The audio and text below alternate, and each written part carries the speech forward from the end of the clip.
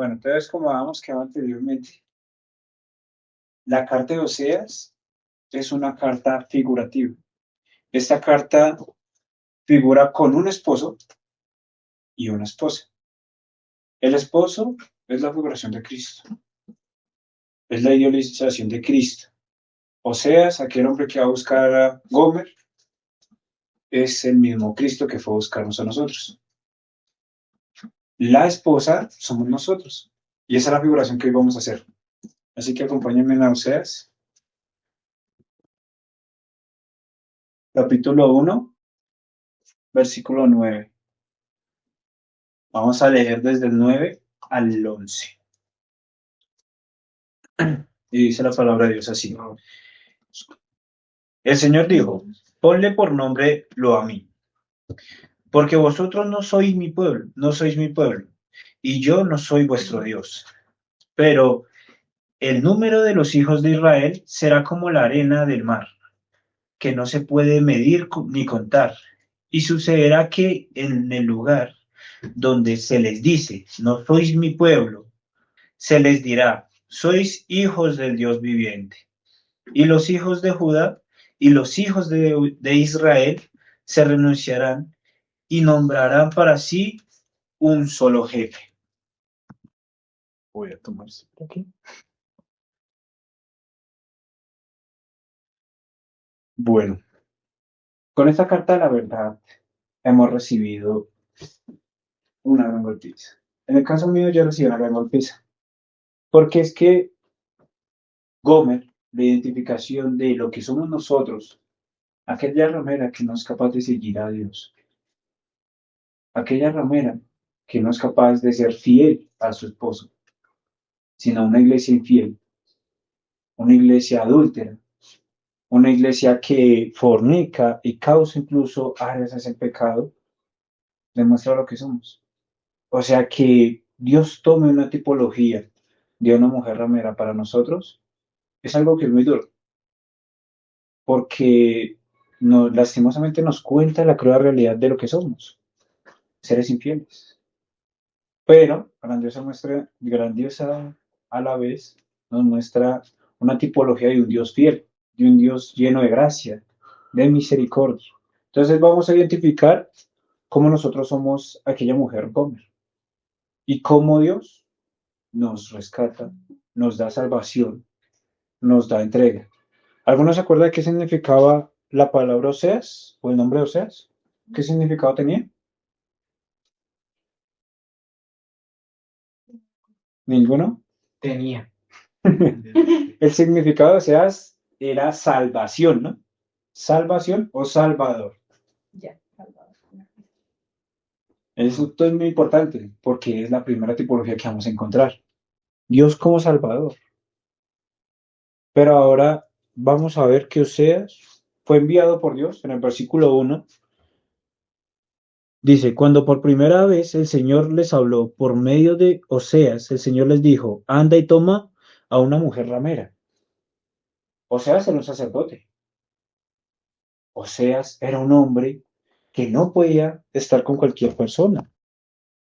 Pero Dios le envía a casarse con una ramera, a amar a una ramera. Ah, y viene el nombre para que la salvaron. Exactamente. Viene a amar a una ramera.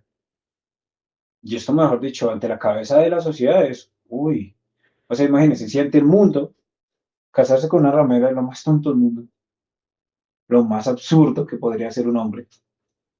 Este hombre estaba haciendo algo absurdo.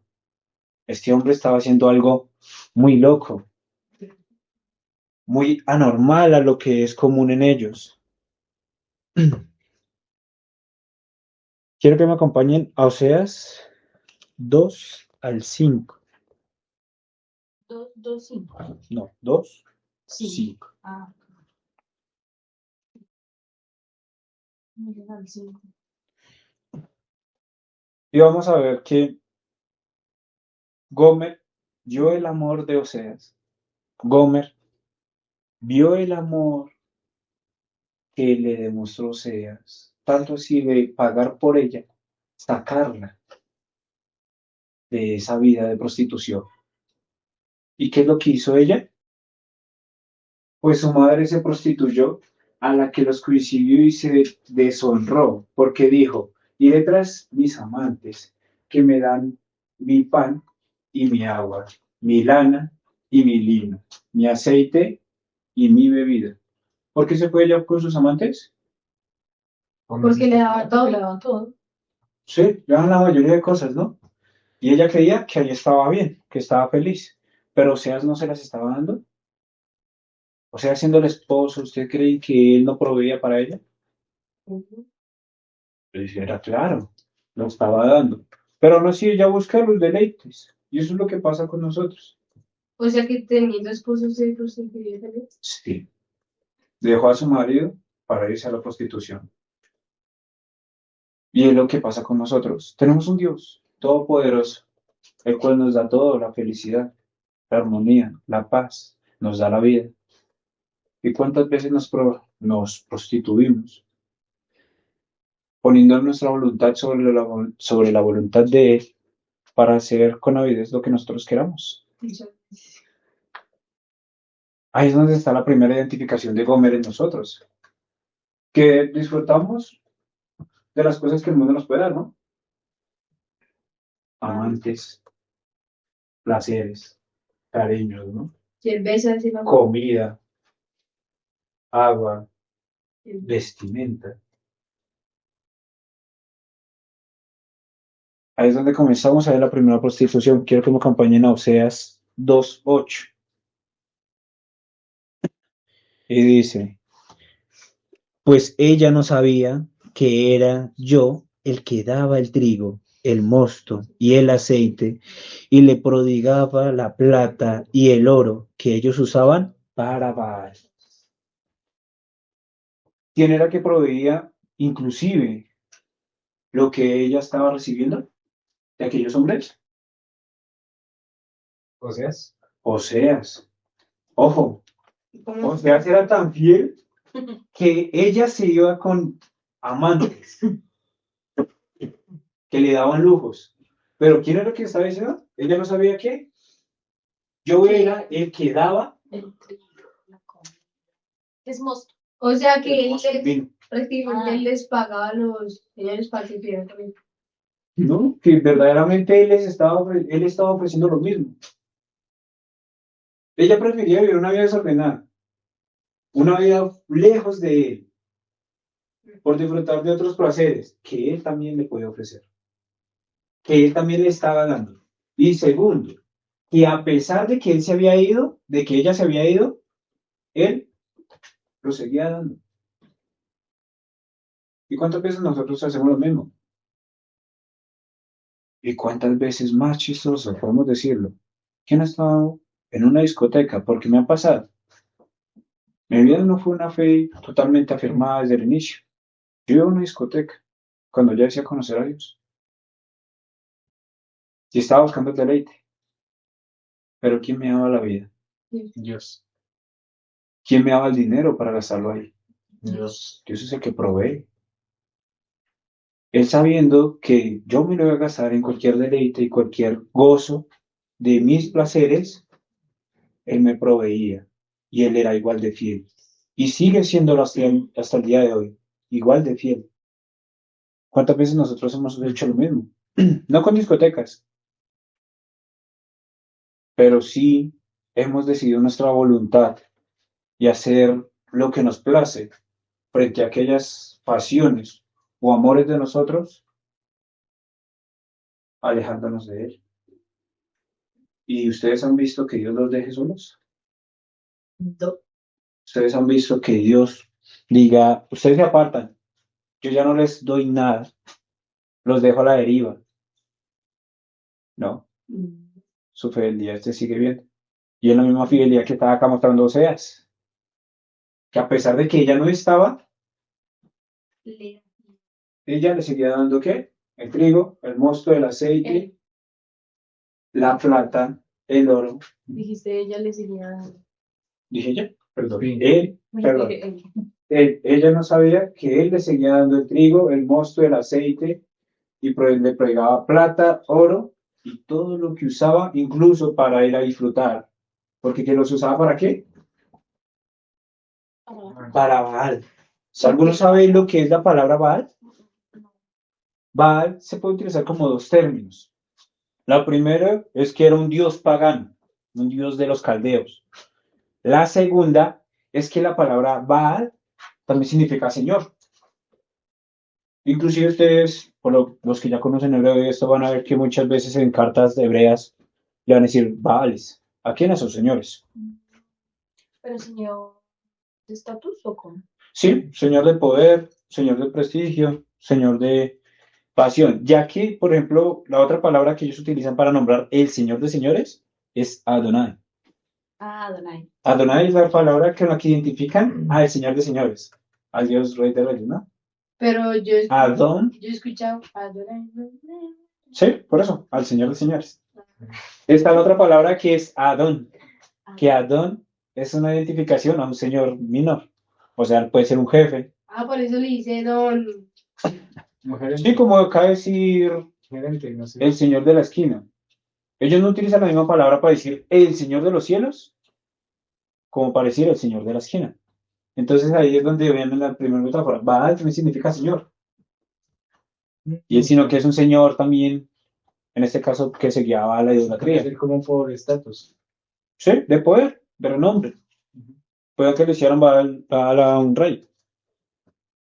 También era claro.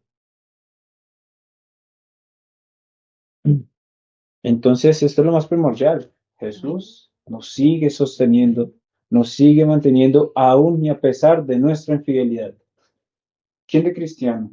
Ustedes, chicos, que llevan el tiempo de cristianos, la pregunta no ha sido fiel. ¿En qué momento ustedes han cometido una infidelidad a lo que Dios alude en su palabra? Mm. Todo, ¿cierto? Y entonces nosotros podríamos, en un caso tal, juzgar a aquel que es infiel. No. Y esto es lo que vamos a comenzar a ver en este libro, que la historia no es nuestra, la historia no es de nosotros, la historia es la de un Dios fiel, de un sacerdote, de un sumo sacerdote que tenía algo que dar y dio eso. Eso lo vemos en Oseas 6:1, que esa predica la va a hacer Ana.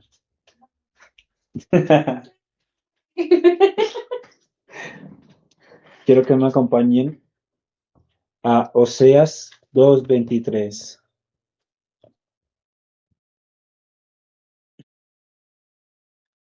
Y dice, la sembraré para mí en la tierra y tendré compasión de la que no recibió compasión. Y diré, al que no era mi pueblo, tú eres mi pueblo. Y él dirá, tú eres, ¿qué? Dios. Mi Dios. Nos acordamos de Gomer. Gomer era de el linaje, De la esquina. de la toma de Oseas. Gomer era el linaje de Oseas. Era merecedora de Oseas. El Levítico dice que un sacerdote no se puede casar con una prostituta. Esto es una aberración. No se podía. No se puede. ¿Y por qué o sea, hizo? Exactamente. Ah, pues ahí. No se puede. Esto es algo aberrante para el pueblo judío, para la ley. Pero vamos a responder por qué lo hizo. Por salvación, ya me habían. Ok, dice, ¿tendré compasión de qué? ¿Del que no recibió qué? Compasión. Del que no recibió compasión. Por esto, Dios envió a Oseas a casarse con una ramera. ¿Por qué ella no le Porque compasión? Dios a quién se presentó de primera vez. Eh, ¿A qué pueblo? ¿Cómo se llama ese pueblo? no es Israel. Israel. Ah. Las 12 tribus. Sí, bien, no le dé miedo de responder. Israel fue el primer pueblo que él tomó para que su gestión se mostrara ahí, su poder se mostrara ahí, y de ahí se expandiera el resto de las naciones. Como el de agua en vino. Sí. Por ejemplo, hay mucha gente que dice, ¿y por qué Israel? Pues porque si hubiera sido en México, los de Colombia igual dicen, ¿y por qué México? Y si hubiera pasado en Colombia, los de España dicen, ¿y por qué Colombia? Dios quiso escoger a Israel para iniciar su fundamento. Y aquí está diciendo algo. Nuestro pueblo, el pueblo gentil, que se conoce en la Biblia como gentil, no era parte de la promesa de Dios. ¿Y por qué? No porque no lo tuviera claro desde el inicio, no porque nosotros fuéramos el plan B, no, no porque nosotros fuéramos el plan B, era porque Dios los había esperado para un momento preciso, para el momento propicio. Y vamos a comenzar a ver ¿Cómo fue que? propicio, o sea, exacto, Ah, fijo. Y ese momento lo vamos a ver cuando es Pablo, porque Pablo sale a ser apóstol ¿para quién? Para los gentiles. Gentiles. Para los gentiles. Ahora dice, y diré al que no era mi pueblo, tú eres mi pueblo. Y él dirá, tú eres mi Dios. O sea, Nosotros ahí somos, fue cuando comenzaron a predicar el sí como más Lubensi. en este momento no, pero esto es una carta profética. ¿Qué es una carta profética? Que viene para después. Hay muchas cartas en el Antiguo Testamento que son proféticas, como lo es Daniel, como lo es Oseas, como lo es Joel. Estas cartas son de un castigo. Dime. Amos tiene una parte, otra parte se cumple inmediatamente. ¿Cómo sabemos que esta carta fue profética y qué pasó? Porque hoy en día Israel fue disuelto de la promesa. Disuelto. Ahorita voy a explicarlos por qué y lentamente vamos a explicar esto. No significa que Dios se niegue a su palabra. Dios prometió que iba a amar a este pueblo toda su vida. Y Él va a volver por ese pueblo. Pero no todo Israel va a ser salvo. Y aquí también hay un punto a favor. Cuando vemos aquí en Colombia a una personita con su banderita de Israel, ojo, No quiere decir que es Israel, toda Israel no va a ser salva. Toda Israel no es pueblo de Dios. Dios desde el inicio habló de una Israel espiritual, no de una Israel física. ¿En dónde dice eso? Benditas serán todas las naciones en Abraham. No dice bendita será la nación. Dice.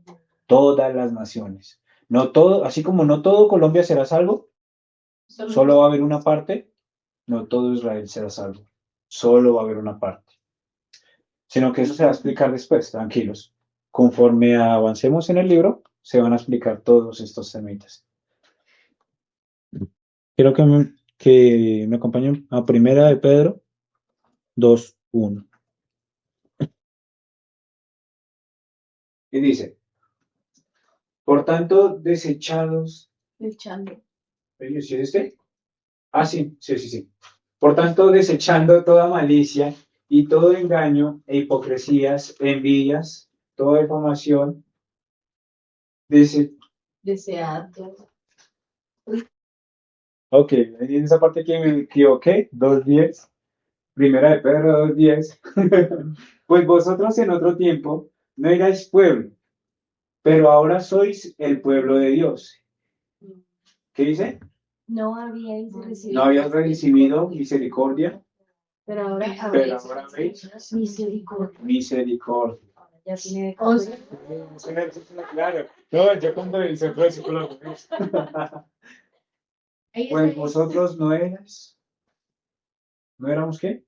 no erais pueblo. No éramos pueblo, Pero No. ahora así pueblo. no éramos pueblo de Dios. Ninguno de Ahí nosotros. debería decir, no habías recibido misericordia, pero, ¿cómo es el que... Bueno, ahora habéis recibido No, misericordia. no, no, ¿cómo era el que estamos hablando? El primer libro que buscamos. ¿De qué hablas tú, perdón? ¿El Salvador de misericordia? Sí, está bien. Es válido el comentario. Está bien. Ok. Nosotros no éramos pueblo. ¿Alguna vez usted dijo, quiero conocer a Dios? ¿Quiero buscar de Dios? No. Nunca. Yo se los digo, yo soy el principal. Yo nunca anhelé buscar de Dios.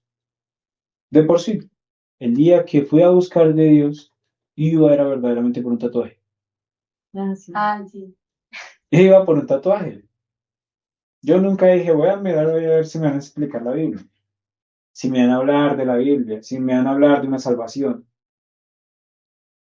Yo nunca pedí por Dios. Mas aún así yo estaba en el plan de Dios. Mas aún así Dios me había provisto mi vida, me había provisto en el lugar indicado, me había provisto a las personas que me iban a enseñar. Esa es la providencia de Dios, que Dios no estaba manteniendo como Oseas mantenía a Gomer desde el inicio.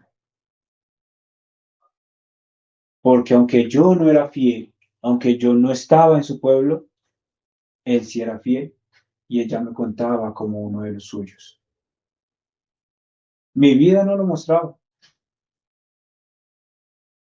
Ahorita puedo decir, Dios está perfeccionando aquella obra que Él inició.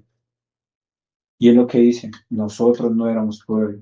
Sé que ninguno de ustedes tenía en mente el día de hoy estar acá. Pero ¿por qué creen que están acá y decidieron estar acá? Gracias a Dios. Porque Dios pone el querer como la Por la hacer. misericordia. Ahí sí entra la frase. Ahí sí entra la frase de Juan, con la misericordia de Dios, una voluntad. Pero tranquila, Es que Juan, mejor dicho, Juan va a dejar esa frase en el resplandor. Porque habéis visto misericordia. ¿Se acuerdan de Gomer? ¿Gomer qué hizo? Se casó con Oseas. ¿Y qué hizo? Se volvió a sus amantes. Se volvió a la prostitución nuevamente. Y Oseas, como lo dijimos en la primera introducción, volvió a ella. En Oseas 3:1. Dios le dijo, vuelve a ella. ¿Qué le mostró Oseas ahí? Misericordia. Por eso Dios tomó a esa prostituta como ejemplo. Por eso Dios tomó a Oseas. Porque todas las veces que Oseas iba a volver por Gomer, han sido la cantidad de veces que Dios ha tenido que volver por nosotros. Y se lo digo, no sé por cuántas veces han vuelto por usted, pero por mí, Mm. Dios ha tenido que venir muchas veces por mí. Por eso yo no puedo jactarme de que he sido fiel a Dios. Por eso yo no puedo jactarme de que soy el hijo perfecto de Dios.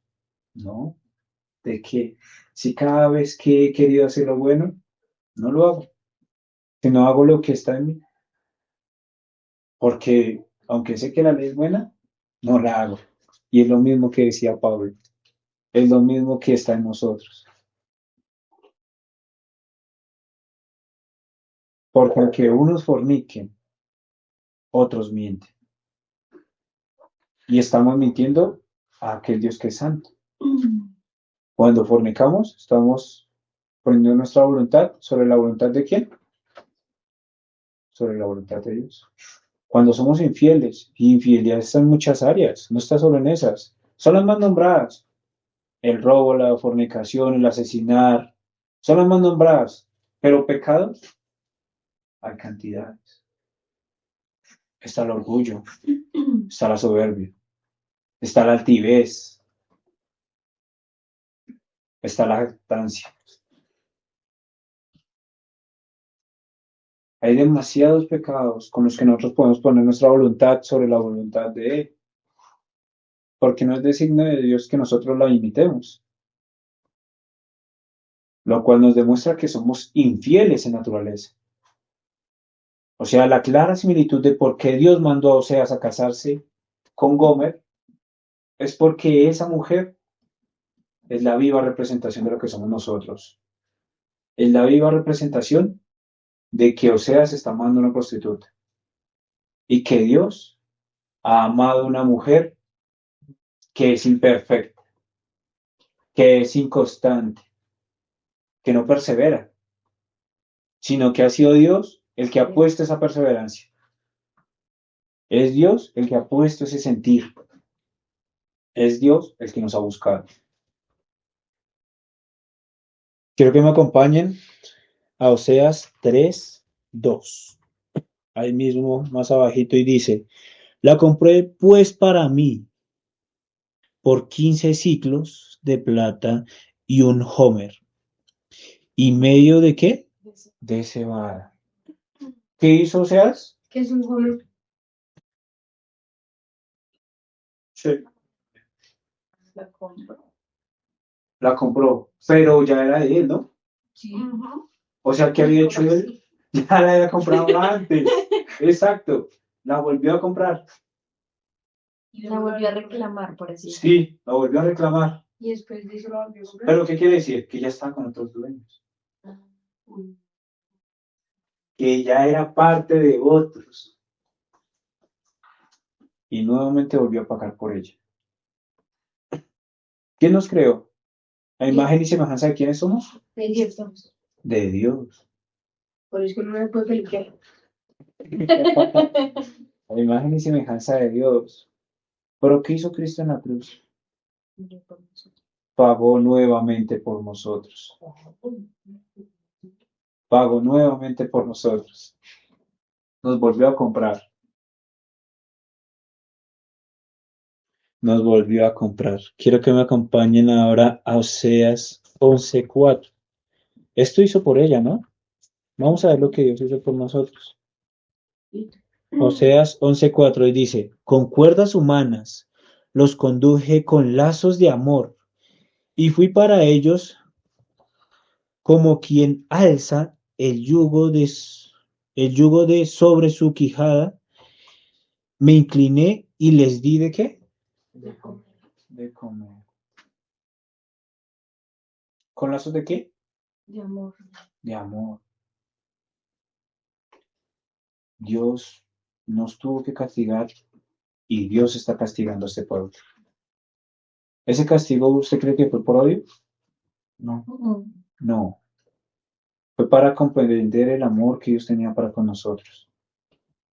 Cristo se entregó en la cruz por amor. Pero al hijo que ama, Él lo corrige. Al hijo que ama, Él lo disciplina. Y ahora volvemos a Israel. ¿Israel qué era? Un pueblo que se prostituyó a los ídolos. Y esta prostitución de los ídolos hizo que se dividiera su reino. El reino del norte tomó 10 tribus y el reino del sur fueron 2 tribus. Un reino se conoció como el reino de Israel, el del norte, y un reino del sur se conoció como el reino de Judá. O sea, los dos eran malos. Dime. Los dos eran malos. Unos se prostituyeron en los ídolos y los otros lo que hicieron fue negarles a todos. Inclusive, imagínense, hay una parte donde Jesús llega y le dice a una mujer que se llamaba ¿cómo? A la mujer que le dijo, tú tienes 5 hombres. ¿Cómo se llamaba esa mujer? ¿Ninguno sabe? Se llamaba la Samaritana. La historia de la No Samaritana. llegué a pensar. Ay, No llegué a La pensar. Samaritana, sí. Este era el reino del norte, pero ya las del reino del sur que habían dicho, los samaritanos ya no son parte de nuestro pueblo. Entre su propio pueblo se agasajaban, se atacaban. Los del sur, los de Judá, la tribu más prominente que hay hoy en día y que hubo en el tiempo de Jesús, no contaba a los samarios como hermanos. Los atacaba, los juzgaba ¿a los qué? a los samaritanos, sabiendo que era la tribu del norte. O sea, ¿qué quiere decir? ¿Que eran pueblo de quiénes? Ellos, son su propio pueblo. Son su propio pueblo. Exacto, es como decir que acá mitad de Colombia se lleva mal contra la mitad de Colombia y decimos que estos no son colombianos. Como decir que el Pacífico De hecho, sí. Nacional y. Millonarios. Sí. Los del sur. Sí. ¿Bien? Están Los del diciendo, sur. sí, claro, ese ejemplo es claro. Ah, sí, es por ejemplo que los del sur de Bogotá con los del Si norte. nosotros nos atacamos entre hermanos y detestamos a unos hermanos diciendo que no son parte de nuestro pueblo, porque simplemente no hacen algunas cualidades que nosotros hacemos, ¿qué estamos haciendo? Actuando igual que actúan aquellos de Millonarios de Santa Fe, como acaban de tomar el ejemplo ustedes, Uy, o actuando igual, Nacional. o actuando igual como el reino del sur tomó al reino del norte. El punto es, ¿el reino del sur había transgredido la ley igual que el reino del norte? sí. Sí, total. ¿El reino del sur había sido igual de juzgado por Dios como el reino del norte? Sí. Para los dos vino castigo. Para los dos hubo la misma promesa de que Dios volvería por ellos. Los dos recibieron el mismo castigo. Uno lo recibió por Asiria y el otro lo recibió por Babilonia. Pero a los dos Dios les hizo la misma promesa. Ahorita vamos a leer la promesa que Él les hizo. La misma promesa que vemos en Ezequiel. La misma promesa que vemos en Joel. Y la misma promesa que vemos en Jeremías.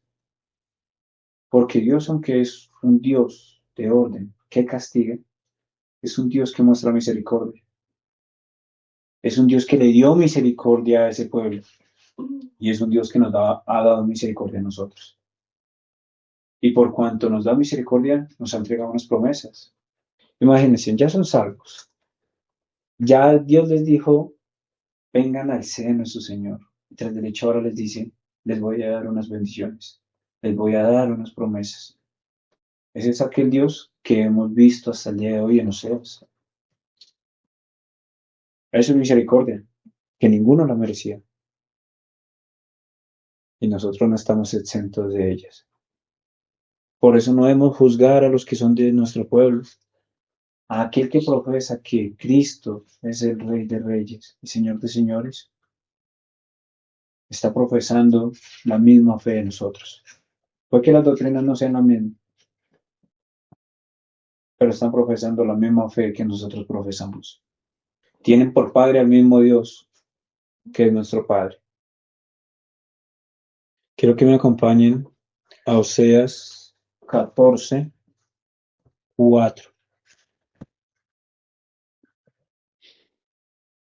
Y dice, yo sanaré su apostasía, los amaré generosamente, pues mi ira se ha apartado ¿de quién? De ellos. Todos estamos destituidos de la gloria de Dios, fuera de la gloria de Dios. Todos merecíamos condenación, pues el precio del pecado es la muerte. Pero ahora aquí dice, mi ira se ha ¿qué? Se ha apartado de ellos. Ustedes merecían la muerte. Y estábamos en una muerte espiritual. Nos faltaba la terrenal para llegar a aquel lugar que es denominado infierno, ¿no? No, esto no. Esto es un mito de amor al frente del infierno. Pero aquí dice, yo sanaré su apostasía, los amaré generosamente, y mi ira se ha apartado de ellos.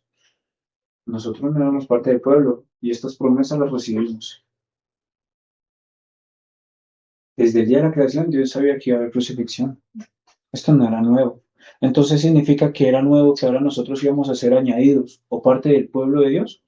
No, desde el inicio Dios lo sabía. Dios es sapientísimo. ¿Qué es sapientísimo? Que lo conoce todo. Él no crea que a ustedes lo sorprendió su pecado, sorprendió, uy, nació un personaje allá en Colombia.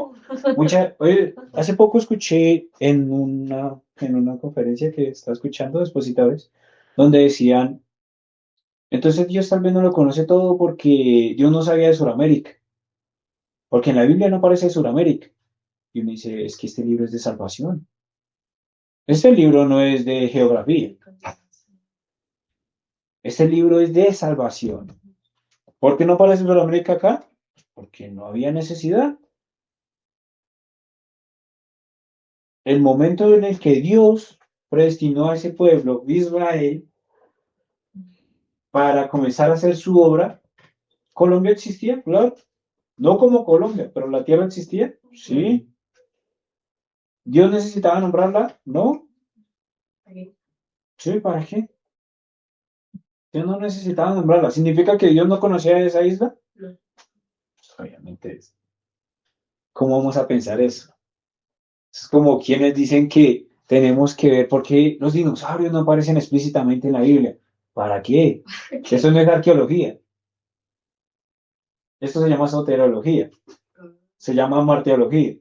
Ah, Importancia de la salvación. ah. Importancia de la vida eterna. No, geografía. No significa que Dios no lo conociera. Dios sabe antemano qué vamos a hacer hoy y qué vamos a hacer mañana. Y a pesar de los pecados que mañana vamos a cometer, Él nos ha mostrado misericordia y nos mostrará misericordia el día de mañana, si es su voluntad.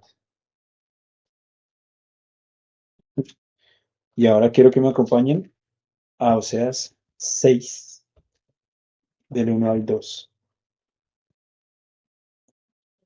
Y dice, venid, volvamos al Señor, pues Él nos ha desgarrado, ¿y qué? Y nos sanará. Nos ha herido y nos vendará. Nos dará vida después de 2 días, y al tercer día nos levantará, viviremos delante de Él. En el versículo 2, ¿quién está representado acá? Cristo. ¿Querían buscar a Cristo en Oseas? Aquí está. Todas las cartas de la Biblia son cristocéntricas. Y podemos buscar a Cristo en cada lado de la Biblia. Y explícitamente e implícitamente van a encontrarlo. Porque esta historia es de Cristo. Pero ¿qué es lo que dice? Él nos ha desgarrado y nos sana. ¿Qué hizo primero Dios? Nos desgarró. No. Hizo primero Dios, nos desgarró. Ella la quiero, pero usted. Nos desgarró. Nos hirió. Dios tuvo que habernos dejado mal para que entendiéramos que lo necesitábamos a Él. ¿Hasta cuándo nosotros acudimos a un hospital? Hasta que se muere. Hasta que estamos enfermos. ¿Hasta cuándo acudimos a una persona? Hasta que uno se cae. A una persona de que habla usted. Sí, pilla por contestar rápido. ¿Qué tiene que ver eso? Cuando usted se cae, ¿usted pide ayuda a alguien? ¿Ah? Dios mío. Sí, pero no me dejó terminar la frase. ¿Hasta cuándo vamos a pedir ayuda? Hasta que lo necesitamos. Hasta que alguien cae. ¿Hasta qué momento íbamos a pedir salvación? Hasta que caemos en tentación. Hasta que entendemos que estábamos perdidos.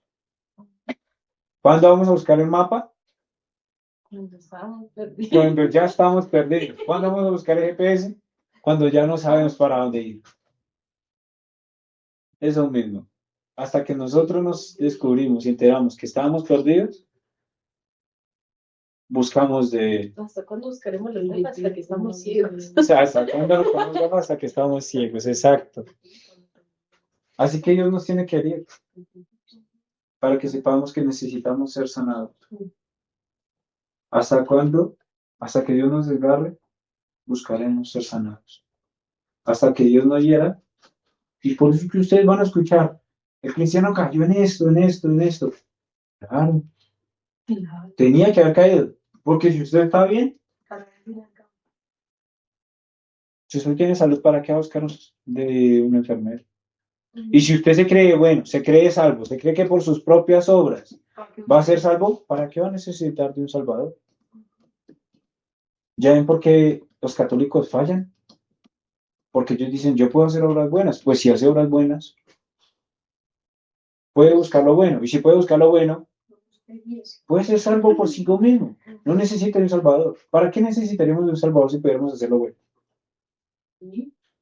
Pero por cuanto no podemos, ha venido no seas por nosotros. O ¿Sí? Sí, así es. Así que, hermanos, necesitábamos de un Salvador. Necesitábamos de esa fuente de resurrección. Y vuelvo a leerles el mismo versículo con el que culminamos la clase pasada, 14:9. ¿Quién es sabio que entienda estas cosas? ¿Quién es prudente que las comprenda?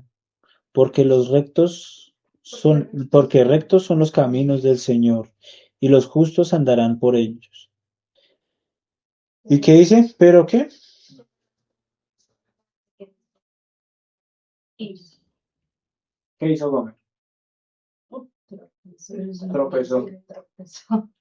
Tropezó una vez, tropezó dos veces y tropezó tres veces. ¿Quieren saber qué hubiera pasado si la carta de Oseas se hubiera seguido? No.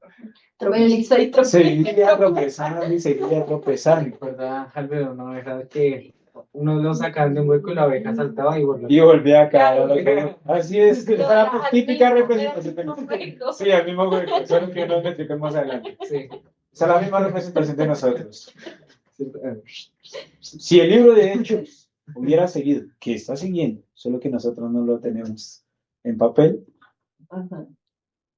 claramente seguiría mostrando las caídas de cada uno de nosotros. Sí. Pero ¿sabe qué es lo más bonito?